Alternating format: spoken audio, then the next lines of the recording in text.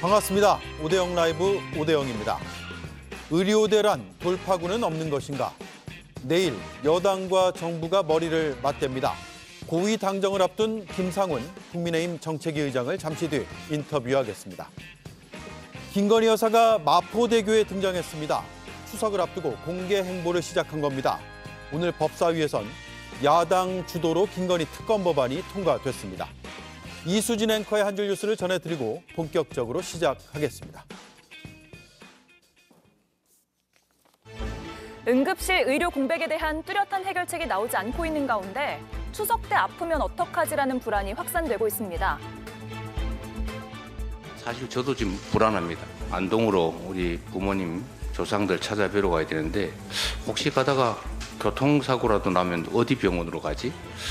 산소에 풀 내리다가 말벌한테 쏘이면 어떡하지? 말벌에 쏘인 거는 응급 환자인데 땡비에 쏘인 거는 경증이 다 잃어버리면 병원 못 가는 거 아닙니까? 실제로 그런 불안감이 들어요. 황당하지만. 이런 가운데 여당은 내일 고위당정협의회를 개최하고 여야 의정협의체에 대해 정부가 적극 나설 것을 주문할 거라고 밝혔습니다. 전공의들의 집단사직을 공모했다는 혐의로 오늘은 삼성 서울병원의 전공의 대표가 경찰 조사를 받았습니다. 경찰은 빅5 병원들의 전공의 대표를 참고인으로 불러서 조사하고 있는데 이번이 4번째 소환입니다. 사실 언제 어디가 아파도 상급 병원에서 VIP 대접을 받는 권력자들이 의료 현안에 대해서, 의료 정책에 대해서 결정을 한다는 게 화가 납니다. 저는 마취과 전공이었습니다. 저는 소아 마취를 전문으로 하는 의사를 꿈꿔왔습니다. 그치만 그 꿈을 접었습니다. 제가 드릴 말씀은 여기까지입니다. 최혜병 특검법과 김건희 특검법 안건을 다룬 법사위에선 초반부터 강한 신경전이 벌어졌습니다. 두 특검법이 위헌적 소지가 있다는 언급이 나오자 서로 말이 격해졌습니다. 공무원은 정치적 중립 의무가 있습니다. 이것을 어겼다 하여 감옥 간 사람도 있습니다. 그래서 발언을 신중하게 해주시기 바랍니다. 의견을 들어보시는데 그걸 감옥 갈 거니까 말씀하시는 토론해 주시죠. 지금 곽규택 의원님, 예, 제정신입니까? 제정신입니다. 정치적 중립 의무를 위반해서 감옥 간 사람 실제로 있지 않습니까? 그렇다고 여기서 할 얘기가 아니죠.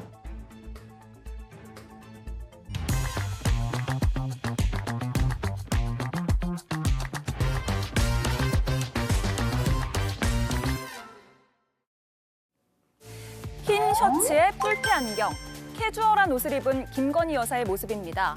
어제 자살 예방의 날을 맞아서 마포대교를 관할하는 용강지구대를 찾은 건데요. 사진만 보면 보고를 받고 또 지시를 한 듯한 그런 분위기가 담겼습니다.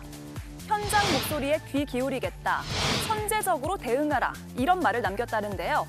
일부 언론에선 영부인의 옛 발언을 소환하면서 영부인이 대통령 행세를 한다고 비판했습니다.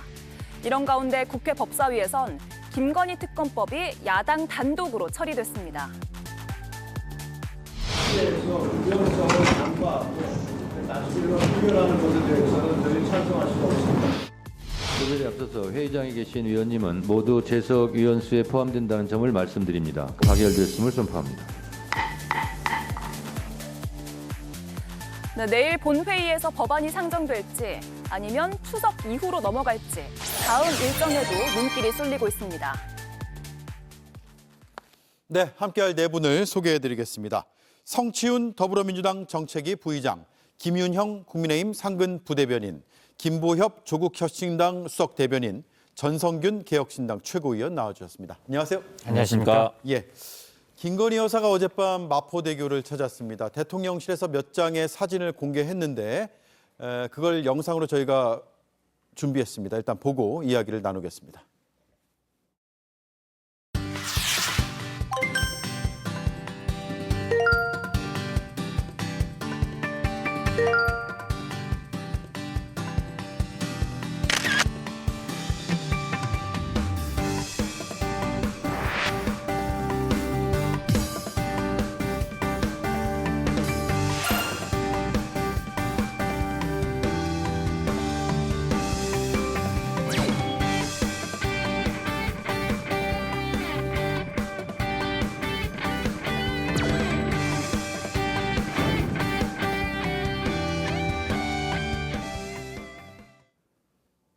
네, 여러 논란 속에서 영부인의 행보가 섣부른 것이냐 아니냐의 논란이 있습니다. 성치훈, 김윤영 의원님 말씀 차려 들어볼까요?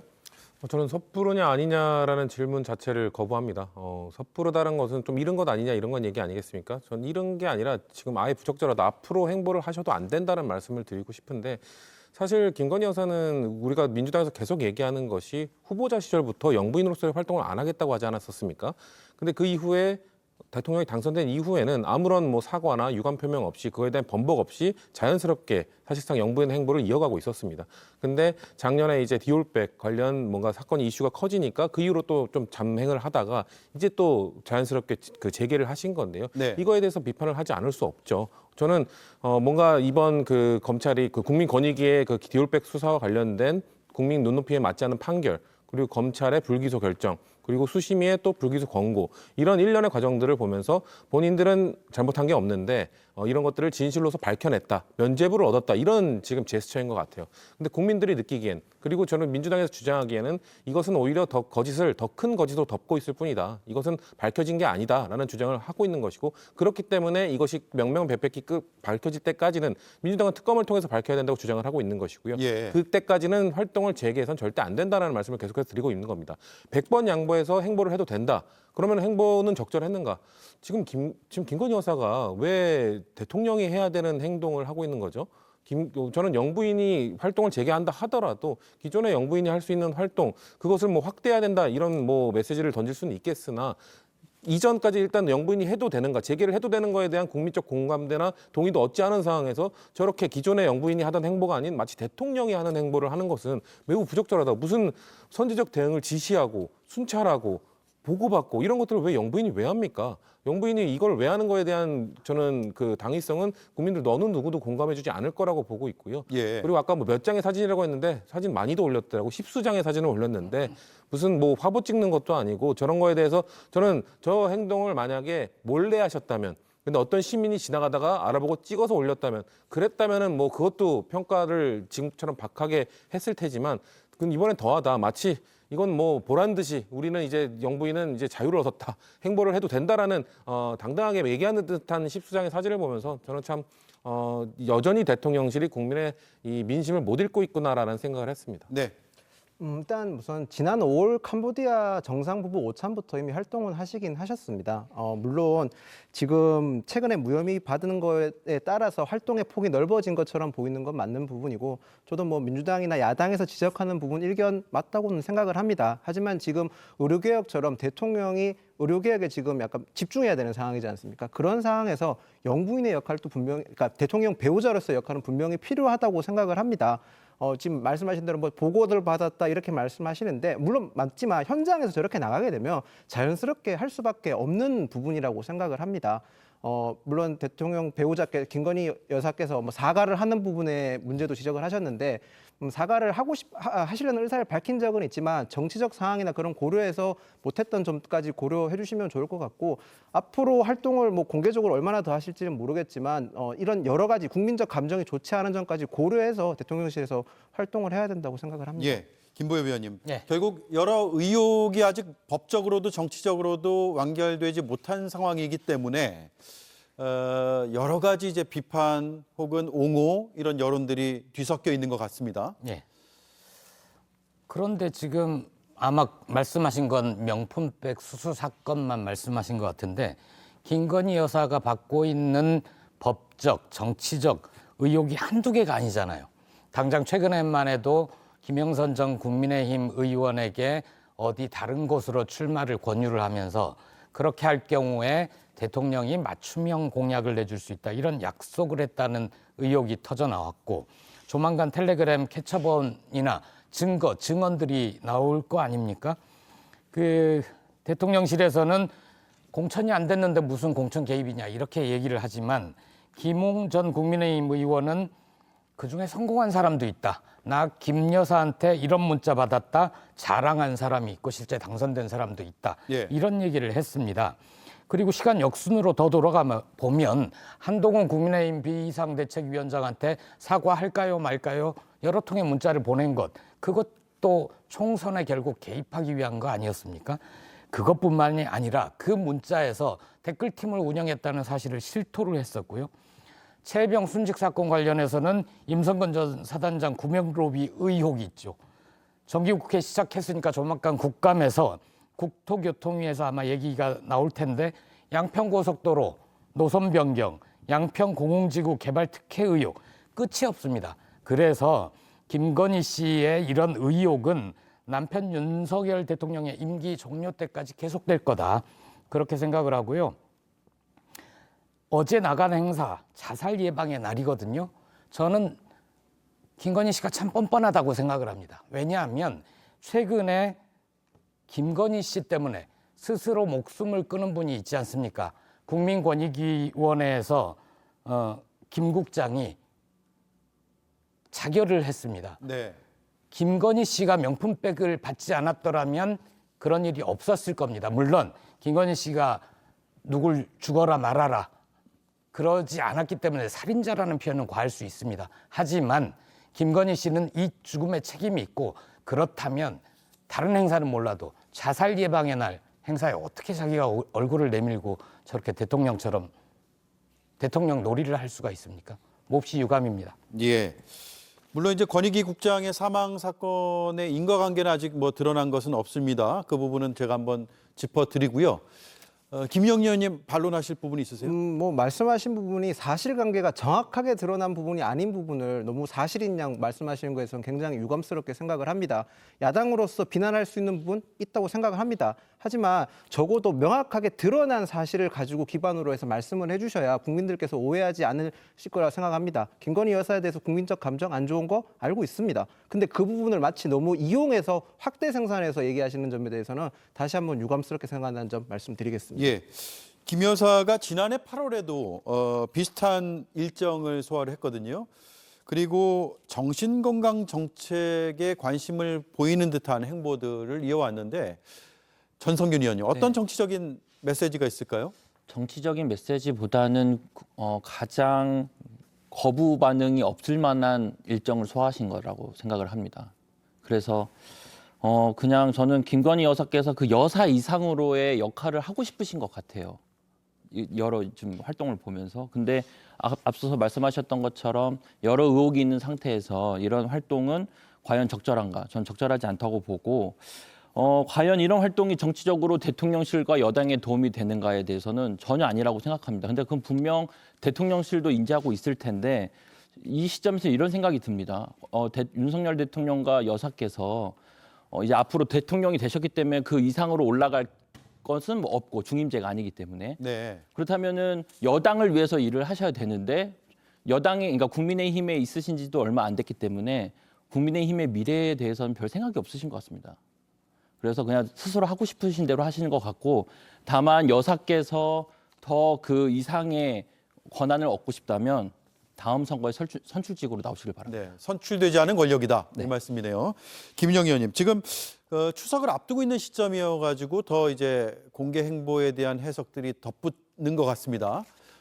지금 이 추석 인사와 관련한 영상을 촬영하는 것도 할 것이다. 뭐 이런 얘기도 나오고 있죠. 그러니까 대통령실에서 김건희 여사 활동 시점을 이 시점으로 잡은 것은 제가 볼 때는 아마 갈래를 따랐던 것 같습니다. 보통 추석을 앞두고 영부인들, 그러니까 역대 영부인들이 다 활동을 같이 하셨으니까요. 그런 갈래를 따른 것 같습니다. 근데 앞서 언급했다시피 지금 김건희 여사에 대한 국민적 감정이 그렇게 좋지 않은 것은 뭐 대통령 지지율이나 이런 거에서 드러나고 있지 않습니까? 그런 점까지 고려해서 대통령실에서 정무적 판단을 분명히 했을 텐데 이 부분에 있어서만큼은 대통령실이 결자 해지해야 될 부분이고 김건희 여사도 결자 해지해야 될 부분이라고 저는 생각을 합니다. 앞으로 국민들 눈높이 어떻게 더 맞춰서 나갈 건지 어떤 행동을 할지에 대해서는 대통령실이 좀 더 심사숙고해서 해주시기를 저도 부탁을 드리겠습니다. 네. 이런 가운데 법사위가 오늘 김건희 여사 특검 법안을 야당 주도로 통과를 시켰거든요. 김보엽 의원님. 예. 법사위에서 이제 뭐 충돌도 뭐 늘 있었지만 오늘은 뭐 제정신이냐 아니냐 뭐 이런 얘기까지 나왔고요. 예. 결국은 국민의힘이 퇴장한 상황에서 이게 통과가 된 거죠. 모든 법안들이 요새 다 그렇습니다. 국민의힘 의원들이 퇴장한 상태에서 야당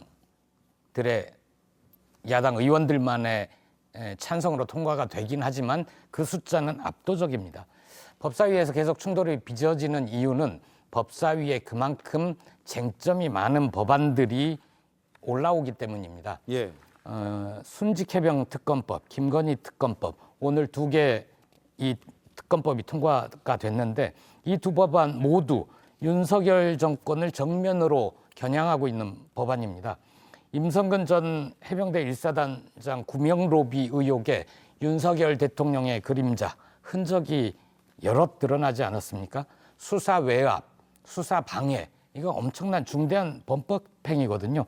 김건희 특검법 경우에도 정말 의혹이 많습니다. 8가지나 되는데 아까 제가 말씀드린 최근의 의혹, 그 공청 개입 의혹, 이게 추가가 돼서 특검법에 업데이트가 된 거죠. 네. 매번 업데이트하는 게 사실 피곤한데 그러지 않아도 되긴 하거든요. 어떤 제목 등 밝혀야 될 사건은 수사를 확대를 할 수도 있습니다.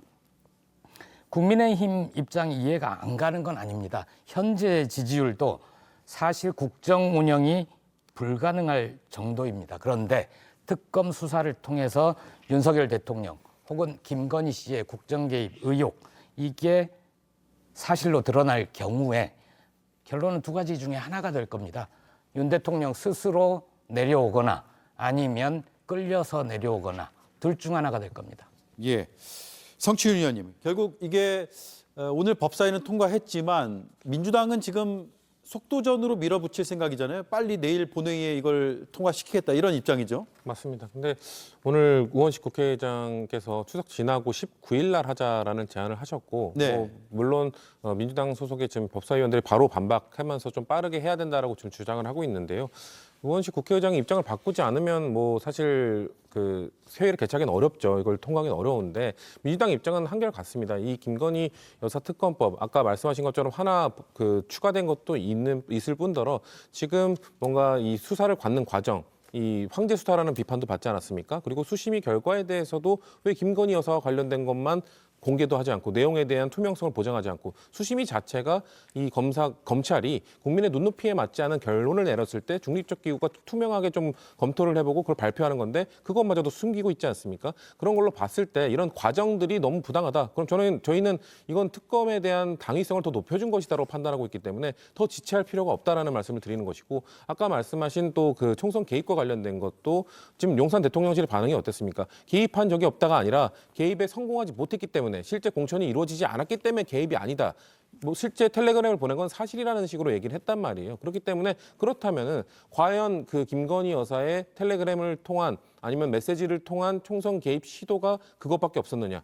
훨씬 더 많았다는 이야기가 지금 보수 진영에서 지금 진보 진영, 민주 진영에서 음모선을 얘기하는 게 아니라 보수 진영 내에서 그런 의견이 많았다. 뭐 김웅 전 의원이라든지 이런 분들이 텔레그램 받았다는 얘기 많았다고 하지 않습니까? 네. 이런 것들은 특검을 해야 할 필요성을 더욱더 높여주고 있는 것이거든요. 그렇기 때문에 또 이런 얘기를 할 것 같습니다.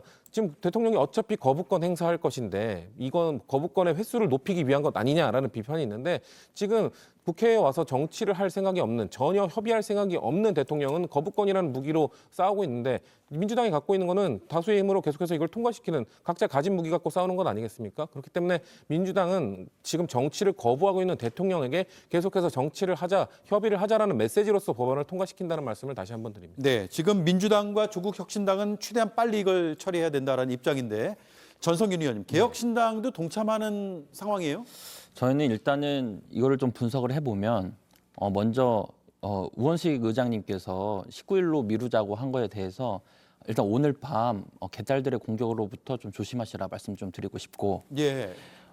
전국이 이렇게 어려워서 사실 체감이 좀 안 되시겠지만 10월 달에 보궐선거가 있습니다. 그래서 국민들께서 10월 달 초반이 정도 돼야 이제 보궐선거가 있겠다라고 이제 체감이 되실 텐데 아마 이 추석 밥상에 민주당은 이 안건들을 올리고 싶을 겁니다. 근데 다만 우원식 의장이 19일로 미루자고 해서 지금 불만이 있을 거고 그래서 근데 제 생각엔 이렇습니다. 19일 날 하든 아니면은 추석 밥상에 올리던 결국은 거부권을 통해서 10월 초에 거부권을 행사할 것이고 그 거부권을 한 걸 가지고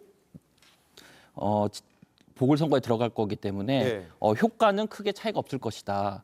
근데 다만 저는 이렇게 생각합니다. 최상병 특검 관련해서는 속도전이라고 말씀드릴 수 없는 게 벌써 4번째이기도 하고 우리 개혁신당은 어떤 최상병 특검 아니라든 다 찬성입니다. 네. 찬성이고 다만 이번 민주당에서 한동훈 국민의힘 당대표에게 압박하기 위해서 그 한동훈 안을 그대로 썼어야지 야당 재출정 요구권을 넣는 것은 좀 아쉽다고 생각합니다. 아쉽고요. 네. 다만 이제 최상병 특검 법안과 김건희 여사 특검 법안은 좀 별개로 대응하겠다라는 네, 맞습니다. 말씀이군요.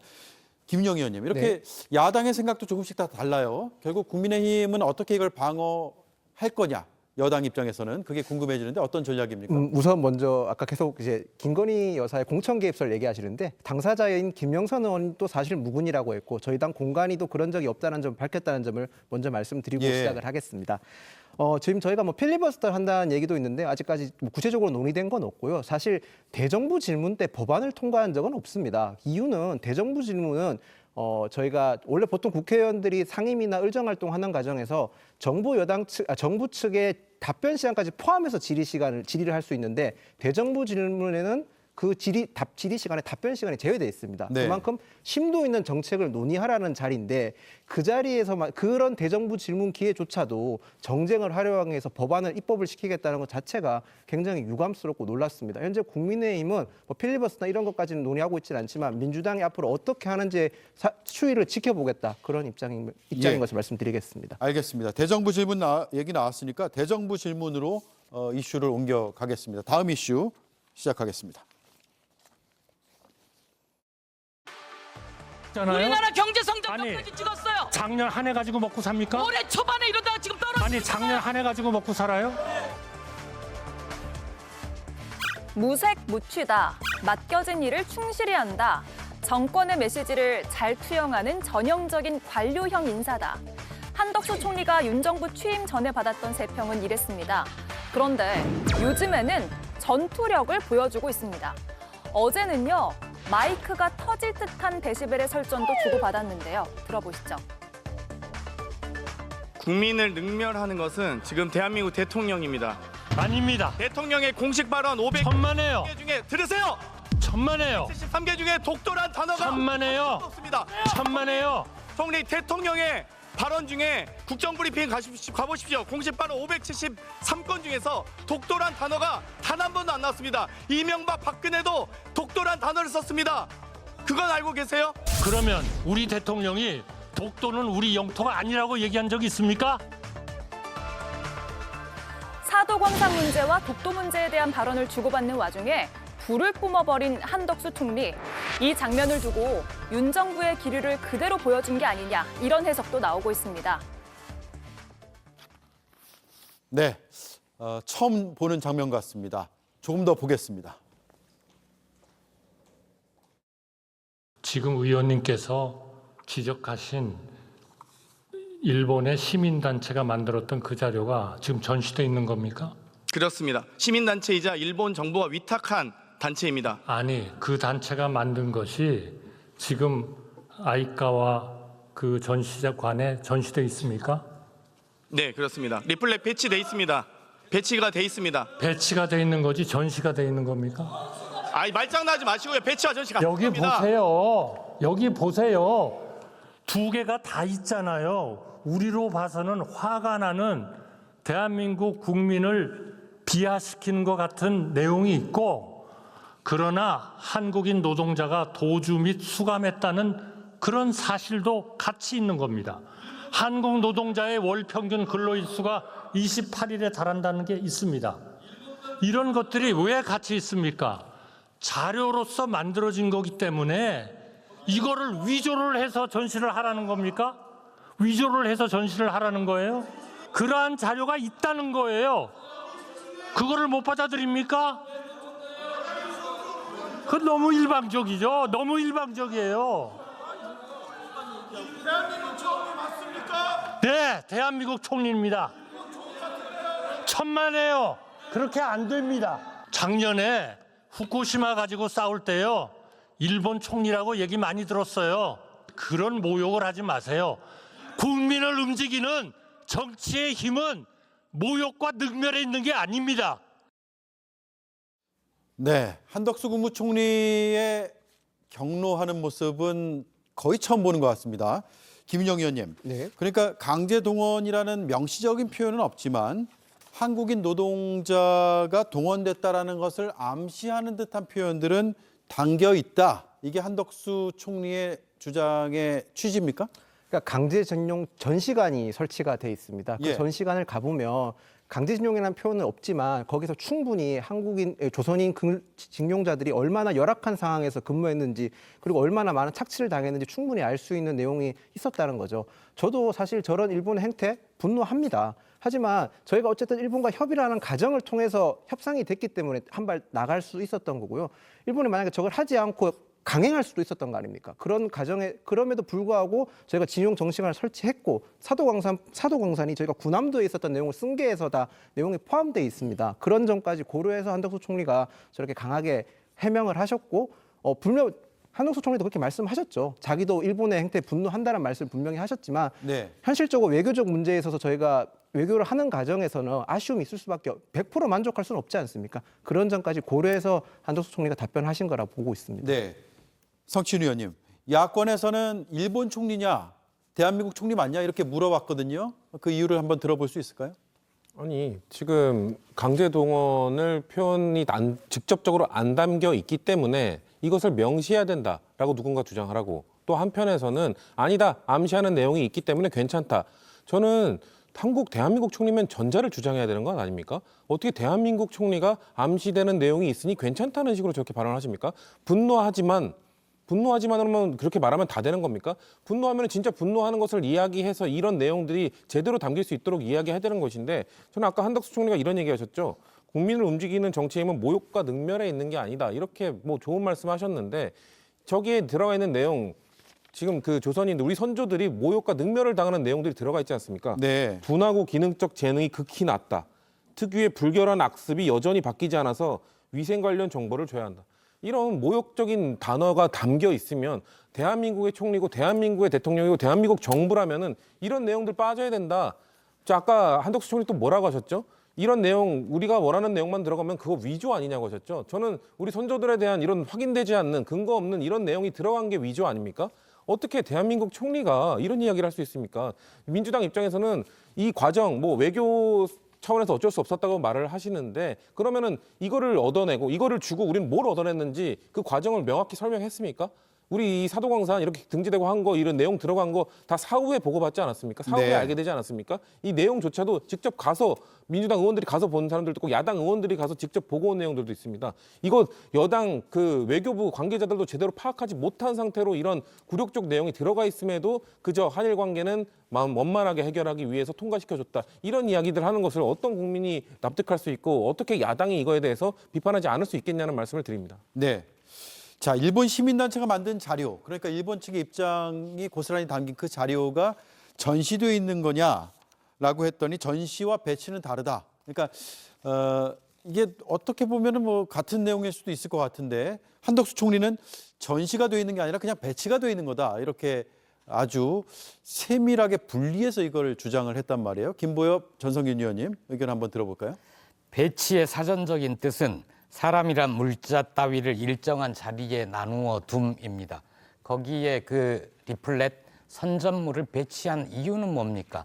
사람들이 보게 하기 위한 거 아닙니까? 예. 왜곡된 정보를 담은 것을 그곳을 방문한 사람들에게 읽게 하게 하는 목적입니다. 전시의 목적과 동일한 거죠. 말장난하는 겁니다. 그럼 한덕수 총리는 그 박물관을 찾는 사람들이 볼 수 있는 선전물을 버젓이 비치했다라고 하면 그 표현에 동의하겠습니까? 대한민국 외교부와 협의한 전시 내용도 매우 굴욕적인데 그 선전물에는 더 충격적인 내용들이 들어있다는 거 아닙니까?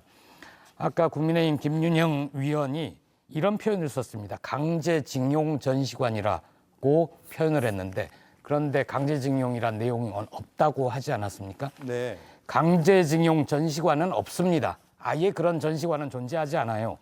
사도광산에서 2km 떨어진 향토박물관에 관련된 내용을 일부 전시를 해놨을 뿐입니다.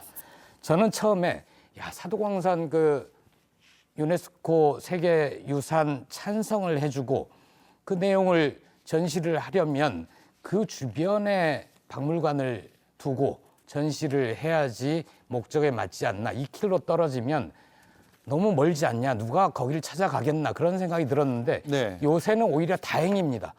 일본 사람들이든 아니면 사도광산을 찾는 외국인이든 한국 사람이든 거기를 가지 않아야 됩니다.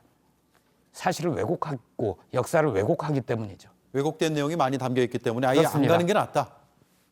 이번 정부는 국민들로 하여금 퀴즈를 많이 내는 것 같습니다. 처음에는 바이든 날리면으로 특kim 평가하고 또 임성근 사단장 지도랑 지시에 관련해서 단어 평가를 하더니 이번에는 배치와 전시로 또 다시 한번 단어 평가를 하는데 그게 설상 다르다 하더라도 과연 우리나라 정부로서 만족하는 상황인가?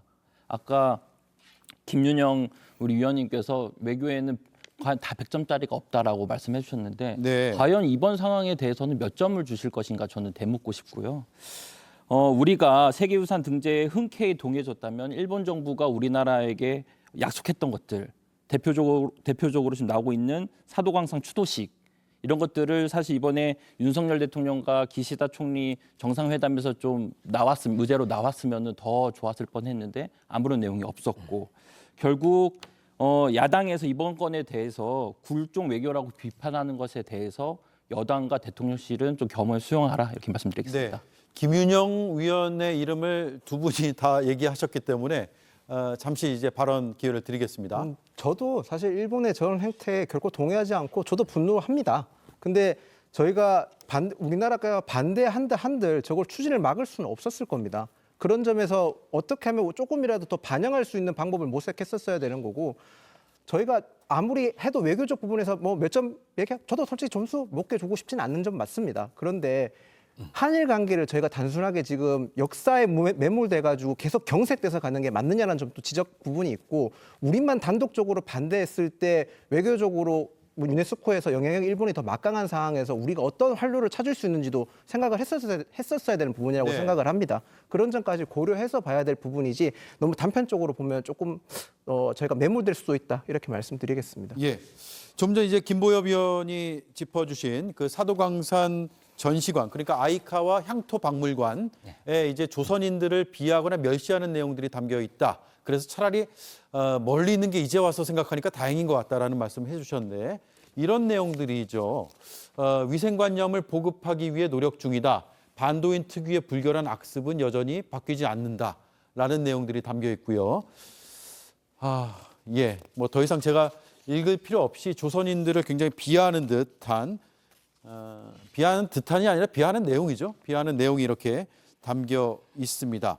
결국 우리 정부가 강제성을 담자라는 것은 뭐 건너뛰더라도 이렇게 비하와 멸시의 내용까지 합의를 해준 게 아니냐 이런 의구심으로 지금 계속 이어지고 있단 말이에요. 김보엽 의원님. 모르고 당했으면 바보고요. 알고도 용인을 해줬으면 참 나쁜 겁니다. 이른바 중일마 정신, 중요한 건 일본의 마음이다라고 생각하는 자들이 대통령 자리부터 정부의 요직을 차지하고 있으니까 빚어지는 참극이라고 저는 생각합니다. 식민지 근대화론을 신봉하는 뉴라이트 시각에서 보면 저런 내용까지도 모두 용인할 수 있을 겁니다. 자연스러울 겁니다. 그 사람들한테 빙의를 해서 제가 생각을 해보면 지금 대한민국 국민들이 그렇다는 거 아니지 않냐. 조선의 권력층과 백성들 근성이 그래서 먼저 근대화된 일본의 식민 통치를 받게 된 거다. 미개한 조선을 근대화시켜주고 조선 백성을 개화시켜준 일본에 우리가 고맙게 생각을 해야 된다. 현재 대한민국 국민들이 부지런한 것, 역동적인 대한민국을 만들 수 있게 된 것도 따지고 보면 다 일본 덕분이다. 이게 식민지 근대화론의 핵심입니다. 그러니까 그분들이 보기에는 저런 전시 내용도 과거 조선 사람들은 그랬다는 거지 지금 대한민국 국민이 그렇다는 게 아닌데 뭐가 문제냐 이렇게 생각할 겁니다.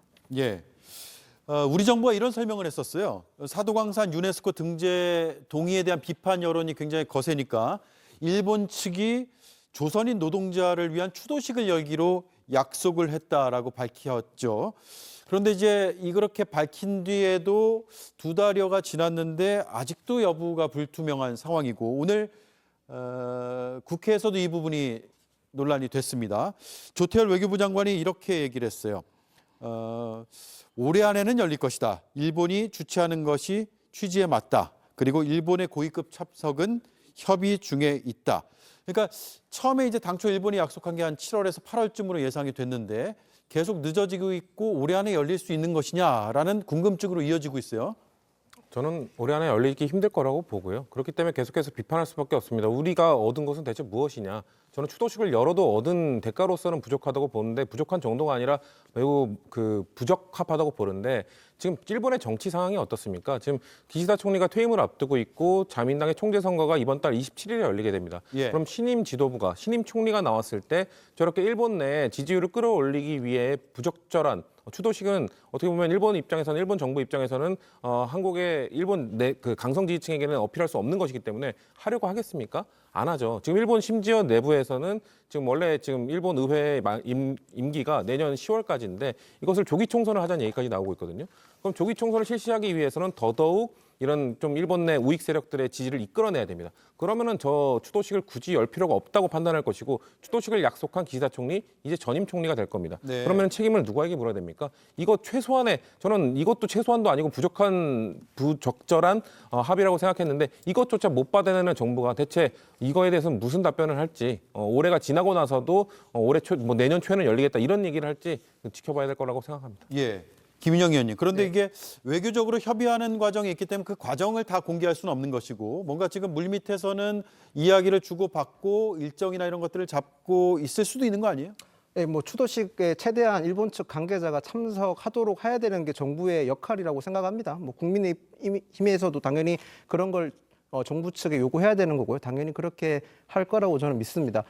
지금 제가 야당 분들 말씀을 많이 들어보니까 저희 외교에 대해서 굉장히 엄한 잣대를 들고 계셔서 굉장히 저는 다행이라고 생각하는데요. 그런 엄한 잣대가 일본뿐만 아니라 중국의 동북공정이나 역사 왜곡이나 또는 북한의 오물풍선으로 인한 피해, 개성 남북연락사무소 파괴에 대한 보상에 대해서도 동일하게 엄격한 기준을 가지고 정부나 앞으로 외교나 외교 차원에서 그런 역할을 해주셨으면 좋을 것 같습니다. 예. 다른 나라의 외교에 대해서도 동일한 잣대와 기준으로 한번 지켜봐 달라 이 말씀을 하셨네요. 김보엽 의원님, 지금 외교부 문서가 하나 공개가 됐는데 추도식 세부 사항을 보면은 일본 국내적으로 검토 조율 중이다라는 내용이에요. 그러니까 조선인 추도식 개최 문제와 관련해서 우리 정부가 적극적으로 의견을 피력하지 못하는 거 아니냐 이런 해석이 이런 문구를 통해서 나오거든요. 잘 이해할 수 없으면 저는 가끔씩 그 사람들 입장이 돼서 생각을 해보는데 오늘 제가 아까도 그 뉴라이트 인사들의 빙의가 돼서 망언을 쏟아놓지 않았습니까? 마저 해보겠습니다. 그 사람들 입장에서 보면 추도식 세부 내용을 일본이 내용과 형식을 마음대로 결정하는 거 당연합니다. 대한민국 정부는 거기에 대해서 어쩌면 의견을 낼 자격도 없습니다. 사정을 하면 들어줄지는 모르겠지만 왜냐하면 김문수 고용노동부 장관이 뭐라고 했습니까? 일제 당시에 우리 선조들은 국적이 일본이었다고 하잖아요. 그러니까 일본이 강제로 끌어가서 노예처럼 부린 그분들도 한반도 출신의 일본 국적의 노동자인 겁니다. 예. 조선 사람이 아닌 거예요. 그러니까 대한민국의 선조라고 해도 당시 기준으로 보면 일본 국민이니까 현재 일본이 추도식을 열건 말건 내용 형식을 어떻게 하든 말든 정부 인사가 참여하든 말든 대한민국이 왜 간섭이냐. 그 당시에 그 사람들은 일본국 국민이었다라고 일본은 생각할 수 있고 뉴라이트 인사들은 여기에 동의를 할 겁니다. 네. 그렇군요. 그 김문수 장관의 발언에 대해서 한덕수 국무총리는 그와는 반대되는 또 발언을 했잖아요. 답변을 했고. 그래서 아마도 이제 정부의 전체적인 입장으로는 볼 수는 없지만 김문수 장관은 선조대 국적은 일본이다. 이런 발언을 한 것은 분명한 사실이고요. 알겠습니다. 여기까지 듣죠. 두 가지 이슈를 다뤄봤고요. 다음 시간에 또 뵙겠습니다. 고맙습니다.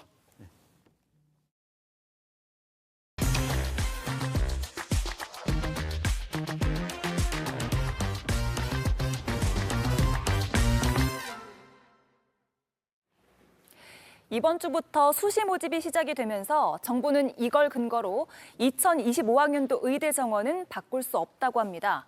그런데 의료계 생각은 좀 다른 것 같습니다. 공부는 다시 하면 되지만 생명은 그럴 수 없는 거라며 수시 일정이 양보의 이유가 될 수 없다고 말했습니다. 유요한 기자입니다. 방재승 서울대 의대 교수가 2025학년도 의대 입학 정원 증원 계획을 백지화해야 한다고 주장했습니다. 협의체가 내년 2025년 증원 원점 재검토 백지화 조건을 내걸지 않으면 아마도 의료계는 어떤 단체도 들어가지 않을 것 같습니다. 2025년 내년 증원을 백지화한다고 해도 내년 3월에 전공의들은 필수 의료 쪽은 30%가 들어오면 많이 들어올 거로 예상합니다. 이어 방 교수는 응급실 다음 붕괴의 시작은 중환자실이라며 중환자실 다음엔 정규 수술도 무너질 거라고 설명했습니다. 그러면서 수시원서 접수 시작을 이유로 의료계가 양보해야 한다는 주장에 대해선 어불성설이라고 반박했습니다. 저도 삼수를 해본 사람이기 때문에 수험생들의 심정을 잘 압니다. 하지만 수험생들은 20만 명이고 대한민국 국민들은 5천만 명입니다. 지금 응급실 길거리에서 응급실 뺑뺑이로 국민들 추고 나가고 있는데 또 이제 와서 증원을 철회하면 학부모들과 수험생들이 반발할 수 있다는 주장에 대해서도 공부가 생명보다 중요하지 않다고 다시 한번 강조했습니다. 난리가 날 겁니다. 하지만 길거리에서 환자들이 계속 추고 나가는 것보다는 공부는 다시 하면 된다고 생각합니다. 결국 수시 원서 접수 때까지 시간 끌기를 해놓고 이제 와서 엄청나게 많이 양보를 한 것처럼 너희들이 이제 더 의료계가 양보를 하는 의료계는 아주 나쁜 놈이라는 식으로 이렇게 몰고 가는 프레임은 국민들도 정말 아셔야 된다고 생각합니다.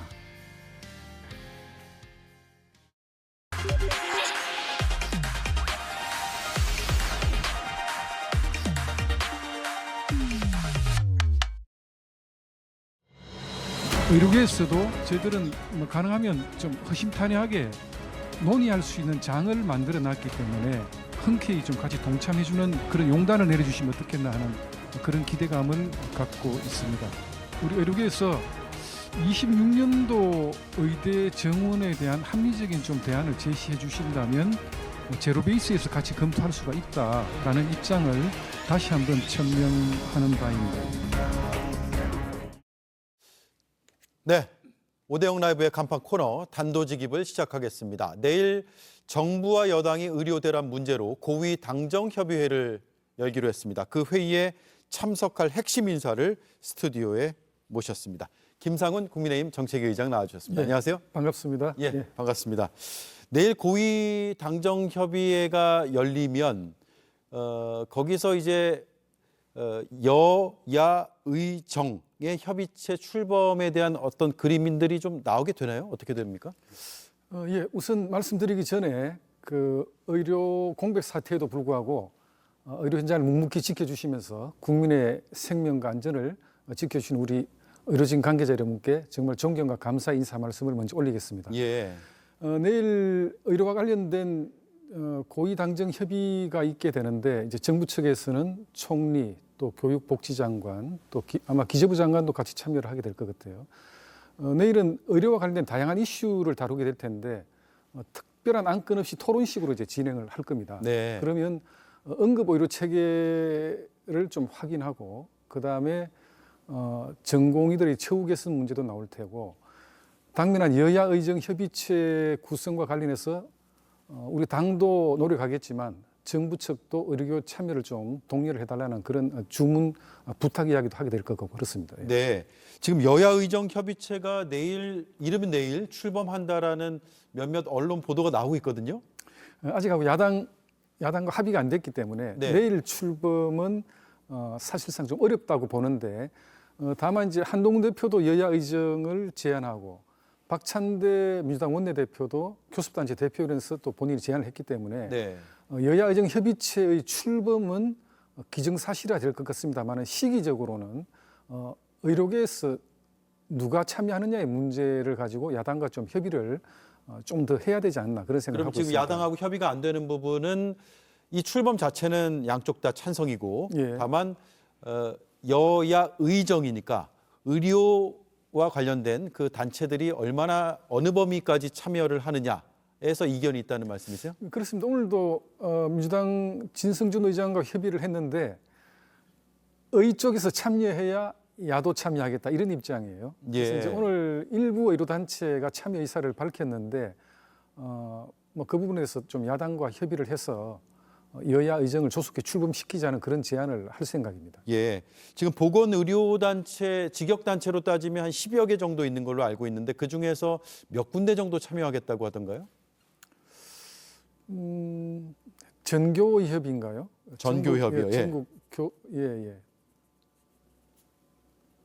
전교의협의 입장 표명이 명확한지는 다시 한번 확인해 봐야 될 텐데 전교의협과 또 의과대학, 의학전문대학원 협의회에서 일단 참여 의사를 밝혀왔습니다. 그래서 다시 한번 좀 더 타진을 해봐야 될 것 같고 가능하다면 전공의 단체와 또 의사협회도 참여를 해줬으면 하는 그런 바람이 있습니다만은 네. 그 부분은 조금 더 시간을 갖고 논의해야 되지 않겠나 하는 그런 상황입니다. 그럼 현재까지 대한의사협회라든가 전공의 단체의 참여 여부는 불투명한데 전교의협을 포함한 한 2군데 정도는 긍정적인 입장을 나타내고 있다 이 말씀이네요. 제가 여기 스튜디오 오기 전까지는 그렇게 전해 들었는데 예. 한번 좀 다시 확인을 해봐야 될 것 같습니다. 그러면 다른 단체에도 지금 뭐 공문을 보내거나 의사 타진을 하고 있는 과정이 있습니까? 그렇습니다. 이제 상급 종합병원을 포함한 15개 의료기관 단체에 보내놨는데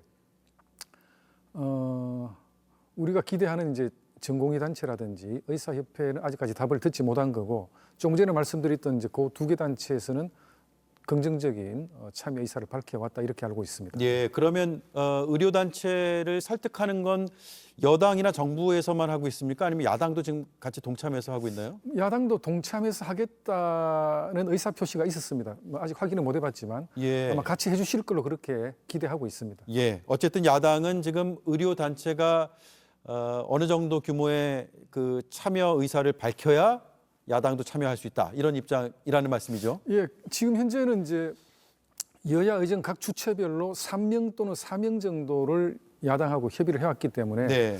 한 3개, 4개 단체 정도가 참여를 해준다면 여야 의정은 출범할 수 있는 게 아닌가 하는 그런 생각이 들고 다만 보다 더 대표성 있는 의료단체가 참여해 줬으면 좋겠다는 그런 기대감을 갖고 있습니다. 네, 의료계에서는 내년도 정원부터 일단 원점으로 되돌려라라고 주장을 하고 있는데 물론 모든 단체가 그렇게 얘기를 하고 있는 건지는 확인이 안 됩니다만 그런 대표적인 목소리들이 나오고 있는데 이게 협의체 출범하더라도 당장 내년도 어떻게 할 것이냐부터 논의하다 보면 계속 평행선을 유지할 거라는 우려도 나오거든요. 여야의정 협의체의 출범과 관련해서 어떤 조건, 전제를 달면은 저는 출범 자체가 좀 어려워질 거라고 보고 예. 그런 여러 가지 생각들을 이 협의체 안에서 녹여내면서 한번 의견 교환을 해보자는 입장이기 때문에 가능하면 먼저 한번 좀 참여를 해주시고 또 폭넓은 어떤 의견 교환이 있어야 되지 않겠나 싶은 생각이 듭니다. 네. 다만 이번 주부터 38곳의 의대 수시 모집 중입니다. 그래서 이런 상황에서 25년도 정원을 수정한다는 것은 현재 원서 접수 중인 입시 준비생이라든지 학부모님들 입장에서도 좀 받아들이기 어려운 굉장히 혼란스러울 수 있겠군요. 그렇습니다. 예. 네. 그러면 이제 내일 고위 당정에서는 이런 내용을 포함해서 뭐 아까 의제를 설정해 놓지 않고 토론을 하시겠다고 했는데 지금 추석을 앞두고 응급 의료에 대한 우려가 굉장히 크잖아요. 이런 부분에 대해서 당에서는 어떤 건의를 하실 생각이세요?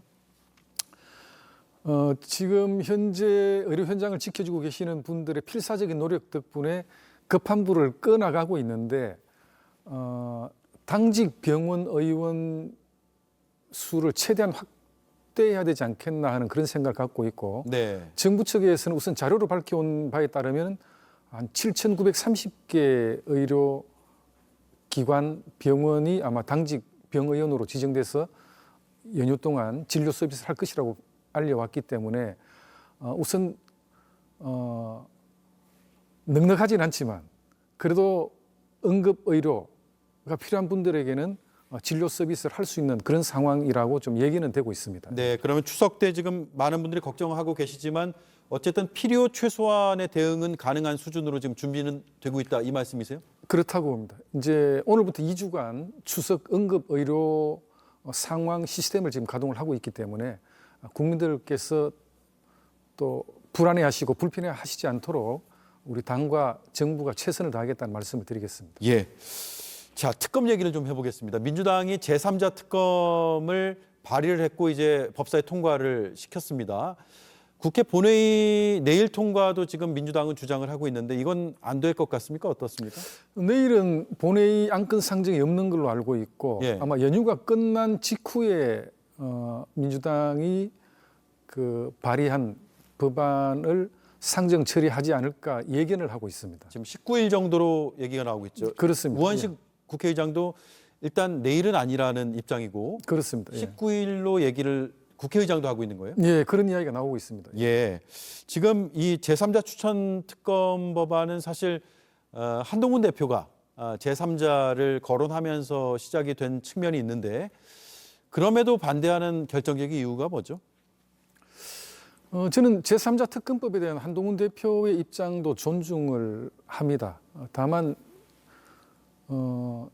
최상병과 같은 순직 사고가 더 이상 발생하지 않도록 하는 것이 가장 큰 목표라고 보여지고 그다음 이 특검법의 내용 안에 수사 범위를 무한대로 설정하고 책임을 무한대로 설정하는 이런 특검법, 정쟁을 유발하는 특검법이 과연 본래 취지의 목표를 달성할 수 있을 것인가.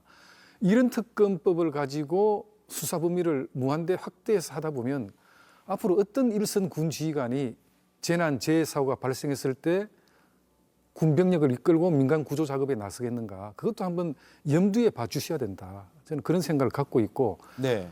특검법에 대해서는 입장을 달리 할 수는 있지만 이것을 입법화하는 과정은 당내 의견 수렴 절차를 거쳐야 되고 그 과정에서 또 상당수 의원들이 또 반대 의사를 표시할 가능성이 저는 있다 이렇게 봅니다. 그러면 당론이 바뀌지 않을 가능성. 그러니까 그 어떤 내용이든 특검 이 사건과 관련해서는 당론 법안 발의로는 채택되기가 저는 쉽지 않다 이렇게 생각을 합니다. 아, 당론은 쉽지 않다. 그러면 당론으로 정하지 않고 의원들이 소신에 따라서 투표할 수 있게는 할 수 있는 겁니까? 아니면 반대란 당론을 유지하는 겁니까? 예, 그건 의원총회에서 한번 논의를 해봐야 되겠다 그렇게 생각합니다. 예. 예, 그러면 그 한동훈 대표가 어쨌든 지금 의견 수렴 중이다 이런 얘기들은 하고 있는데 어느 정도의 진척도 그러니까 당내 뭐 의원도 있을 거고요. 의원은 아니지만 당내 여러 의견들 제시하는 분들도 있을 텐데 퍼센티지로 따진다면 몇 퍼센트 정도 지금 뭐 설득 혹은 의견 수렴 이런 것들을 하고 있다고 보세요?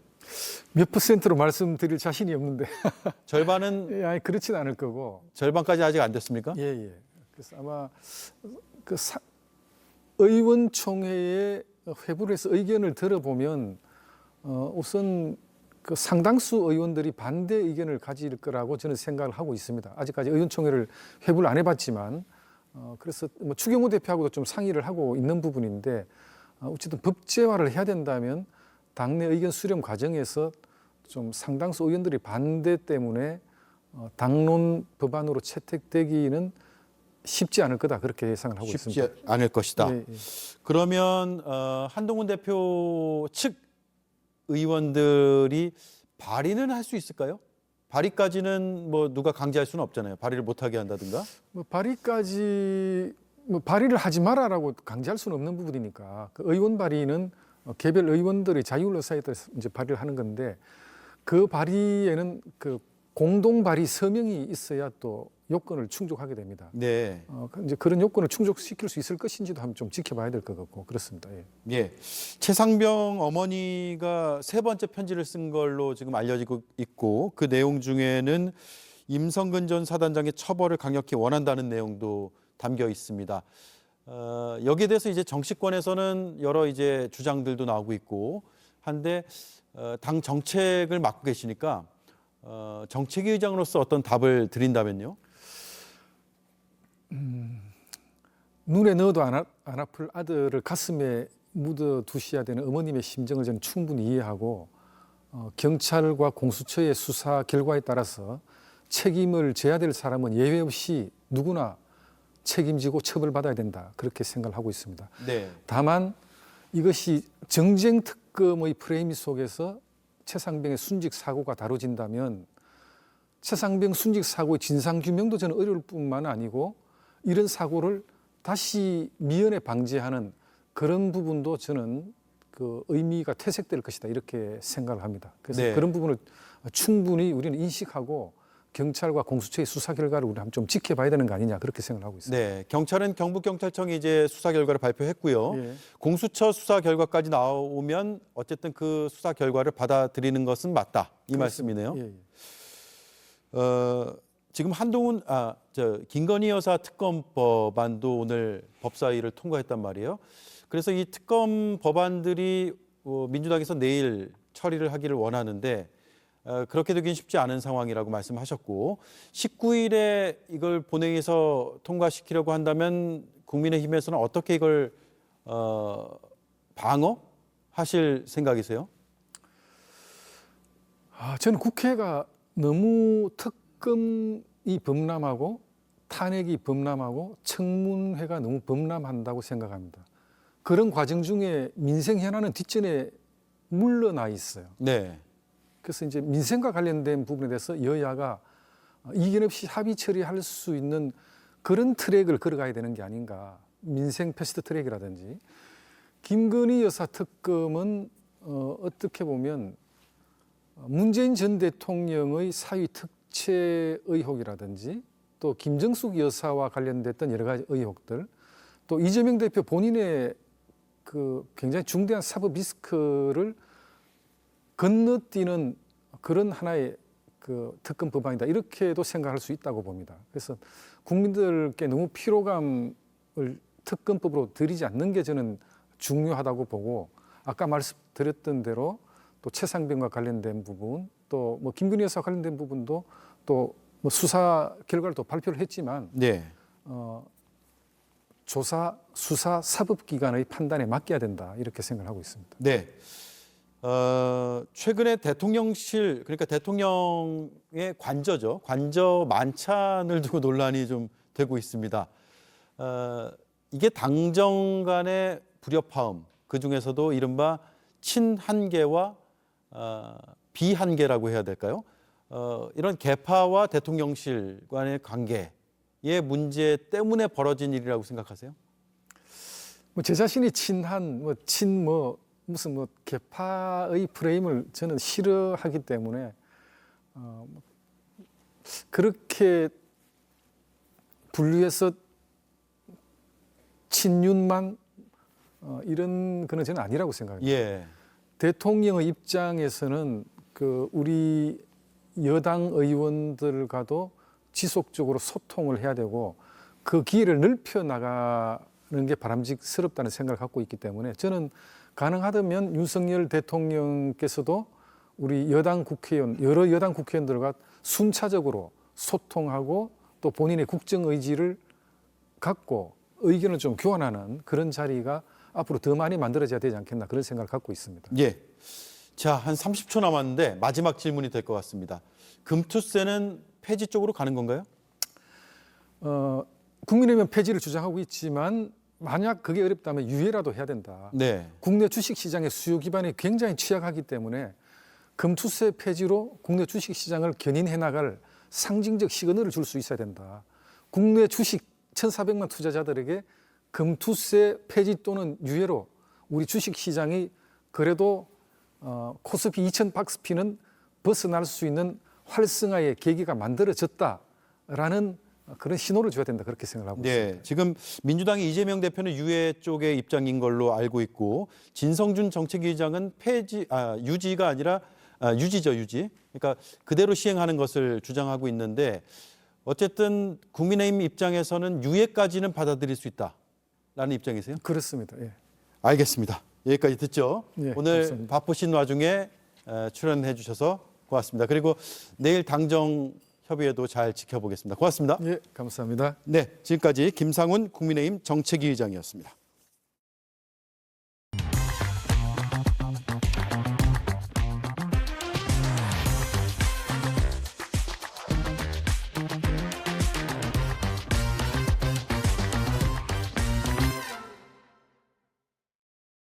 가계부채에 대한 관리는 안정적으로 되고 있지만 최근에 주담대가 증가 속도에 대해서는 저희가 이건 경계의식을 갖고 보고 있다. 오늘 발표된 8월 가계대출은 9조 원 넘게 폭증했습니다. 주택담보대출 증가폭은 역대 최대였습니다. 경제수장은 이 점을 언급하면서도 가계부채를 안정적으로 관리하고 있다고 했습니다. 그런데 최근 국제결제은행은 가계부채가 한국 경제 성장에 걸림돌이 되고 있다고 우려했습니다.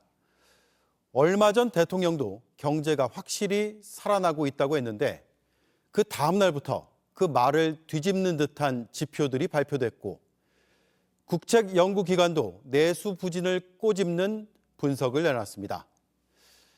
경제는 심리고 낙관론의 긍정적 측면도 있다지만 피부로 느끼는 건 왜 이렇게나 다를까요? 앵커 한마디였습니다. 교과서 클래스가 다르다. AI 클래스가 다르다. 초코 클래스가 다르다. 클래스가 다르지? 교육 노하우를 모두 담았으니까 미래엔 클래스가 다르다. 초딩 초코에.